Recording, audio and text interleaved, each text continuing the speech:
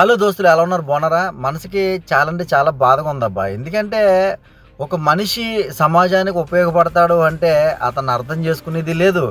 అతని పట్ల మంచిగా మాట్లాడింది లేదు. ఎందుకంటే ఎవరు చెప్పినా, ఎవరు ఏది చేసినా మన చరిత్రలు ఏవైతే ఉన్నాయో ఆ పుస్తకాలు చదివే చెప్తారు తప్ప సొంతంగా ఎవడో చెప్పడు కదా! అది హైందవ ధర్మంలో కావచ్చు, క్రైస్తవ ధర్మంలో కావచ్చు, ఇస్లాం ధర్మంలో కావచ్చు. ఎవరైనా పుస్తకాల ఆధారంగా చెప్తేనే మనకు అర్థమవుతది. అంతే తప్ప పైనుంచి ఎవడైనా ఊడిపడి పలానా ఓడికి ఇది అని చూపించినోడు ఎవడో ఏ మహానుభావుడు లేడు కదా ఈ భూమి మీద.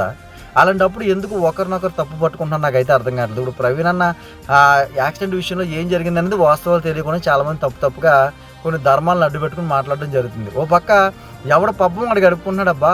ఊసరవిల్లా మారిపోతున్నారు జనాలు. ఒకడేమో సోషల్ మీడియాలో హైప్ పెంచుకోవడానికి, ఒకడేమో యూట్యూబ్లో డబ్బులు సంపాదించుకోవడానికి, ఒకడేమో ఎవడో పిలిచి సాల్వాలు కప్పుతాడని చెప్పేసి ఒకడు ఆత్రుత, ఒకడేమో స్థాన బలాలు పెంచుకోవడానికి. ఇలా రకరకాల విధానాలతోటి దాన్ని ఏమంటారు, ప్రశాంతంగా ఉన్న వాతావరణంలోని ఈ మతం పేరుతో చిచ్చు పెట్టి వాళ్ళు చలిమంట కాగుతున్నారు. ప్రజలు దీన్ని గ్రహించాలి. చోద్యం చూస్తూ ఊరుకోవడం కాదు. ఎందుకంటే తెల్లారు లెగితే ప్రజాస్వామ్యంలో ప్రజలే కదా కలిసిమెలిసి ఉండాలి. కొంతమంది మతోన్మాదుల వల్ల కొంతమంది ఆ యూట్యూబ్లో డబ్బులు సంపాదించుకోవడం కోసం ఈ రకరకాల విషయాలన్నీ బయటకు తీసుకొచ్చి ప్రజల్ని తప్పుదోవ పట్టిస్తున్నారు. మత విద్వేషాలు రెచ్చగొడుతున్నారు. ప్రజలు గ్రహించుకుని ఇలాంటి వాళ్ళు ఎవరైనా సరే మీ చుట్టుపక్కల ఉంటే కనుక తరిమి కొట్టండి.